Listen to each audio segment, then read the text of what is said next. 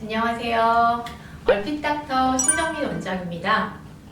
안면비대칭 교정을 고민하시는 분들 도대체 어디서 어떤 방법으로 치료를 하는 게 맞을지 혼란스러운 분들 많으시죠? 성형외과, 구강-악 안면외과 선생님들은 안면비대칭은 무조건 양악수술을 해야 한다고 하시고, 또 물리치료사나 운동치료사 선생님은 틀어진 하악, 튀어나온 광대뼈에 일정한 압력을 가하면서 운동과 마사지 자극으로 교정할 수 있다고 또 하시고요. 또 치아 교정을 하라고 말씀하시는 치과 선생님도 계십니다. 보톡스나 교근 축소술과 같이 근육의 부피를 조절해 비대칭을 완화해주겠다는 간편한 시술적인 측면에서 접근하시는 분들도 있습니다. 이 모든 담론들은 일부는 맞고 또 일부는 틀린 이야기입니다. 각 영역의 선생님들이 생각하고 있는 비대칭의 유형이나 형태, 그리고 안면비대칭이 발생하는 기전에 대한 이해가 다르기 때문에 생기는 일입니다.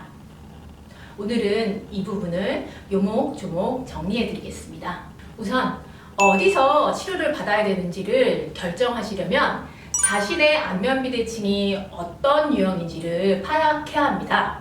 골격형인지, 관절형인지, 치아교합은 문제가 없는지, 턱관절 장애는 없는지, 동반된 전신 불균형 현상은 없는지 등등 말이죠. 양악수술을 해야 되는 안면비대칭은 골격형입니다.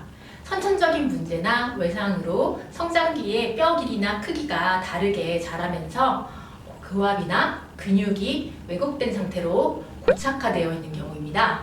양쪽 턱뼈 길이 차에 맞게 교합도 틀어져 있기 때문에 하악과도의 위치를 회복하고 두개골의 비틀림을 해결해주는 것으로 뼈 길이 차이를 교정할 수 없습니다. 그래서 뼈 길이를 맞추려면 양악수술을 하셔야 합니다. 그러나 골격형이라도 관절형 비대칭에서 진행되는 구조의 변화는 항상 복합적으로 일어납니다. 즉, 아래턱의 길이 성장의 차이로 인접해 있는 안면뼈들의 위치가 비틀어지면 이에 보상적으로 두개골과 몸의 위치 관계도 비틀어지는 현상이 동반되기 때문에 아래턱뼈를 절골해서 뼈 크기를 맞추고 또 교합을 바꿔주는 것으로 안면비대칭은 해결할 수 없습니다. 물론 외형상 많은 변화가 생기고 또 어떤 측면에서 미용적으로는 이뻐질 수는 있습니다.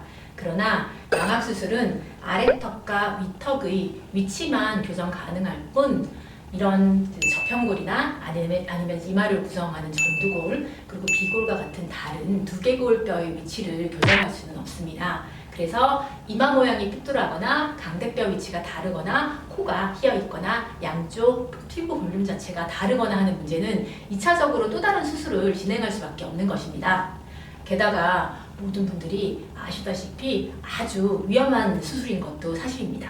그래서 양악수술은 그 정도가 정말 심한 분들만이 진행하는 것이 옳으며, 수술을 하시더라도 근육의 불균형을 해소하고 이 몸과 두개골의 균형을 바로잡는 치료를 먼저 진행한 후에 하시는 것이 좋습니다.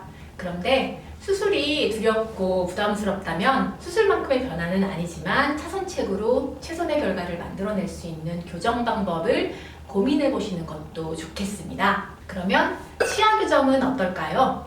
나쁜 치아의 교합은 두개골의 비틀림을 자물쇠처럼 고정시키는 역할을 하기 때문에 아주 중요한 부분입니다. 예를 들면 치아가 이렇게 한쪽으로 쓰러지듯이 누워있다던가, 그리고 크로스바이트를 가지고 있는 경우 방해 요인으로 작용할 수 있기 때문에 안면비대칭 교정 치료와 함께 치아 교정을 진행하시는 것이 좋습니다. 이런 케이스 때문에 저는 치과 선생님과 함께 협진을 하면 좋겠다는 생각을 많이 가지고 있습니다. 그런데 치아 교정만으로 안면비대칭을 교정할 수 있느냐 하는 질문에 대한 제 대답은 NO입니다. 대문니의 중심선을 맞추고 앞으로 뻗어진 치아를 뒤로 밀어넣고 부족한 공간을 만들기 위해 발치를 하고 치아를 가지런하게 하는 것은 치아가 심미적으로 이뻐 보이게 하는 데는 충분한 의미가 있습니다. 그러나 턱관절의 위치 변화를 만들어내고 또 다른 두개골의 틀어진 위치를 교정하는 것과는 별개의 문제입니다. 특히 성인의 경우 말이죠. 그러면 물리치료사나 운동치료사 선생님들이 진행하는 수직교정, 운동교정은 어떨까요? 근육 길이를 교정하고 근막을 이완해서 형태적으로 좋아 보이도록 만들 수 있지만 이것만으로 많은 유형의 안면 비대칭은 교정이 안 됩니다.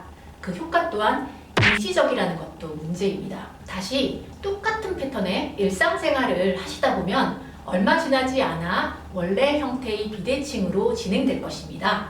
그 이유는 우리 몸은 턱관절과 경추, 골반, 발로 이어지는 축이 폐쇄사슬로 레벨과 균형을 맞추려는 신경학적인 경향성을 가지고 있습니다. 잘못된 저작, 연화, 호흡 습관으로 얼굴에서 진행되는 이 비틀림에 더해서 다른 인체 부위의 불균형 현상은 장기적으로 한 사람의 얼굴 변형에 영향을 줄 수 있습니다. 예를 들면 발에 아치가 무너져 있다면 이는 상부에 영향을 주게 되어 골반이 틀어지게 되고 이는 연쇄적으로 교합의 문제를 만들어낼 수 있습니다.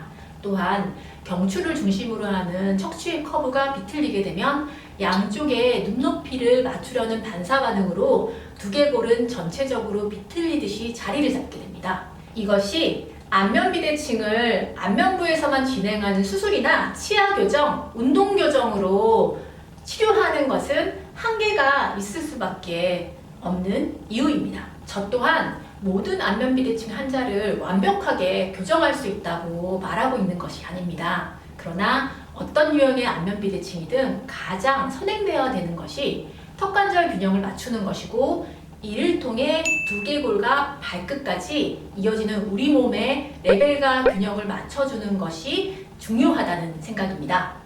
이상 여러분의 바른 얼굴을 찾아 건강을 드리는 얼핏 닥터 신성인 원장이었습니다.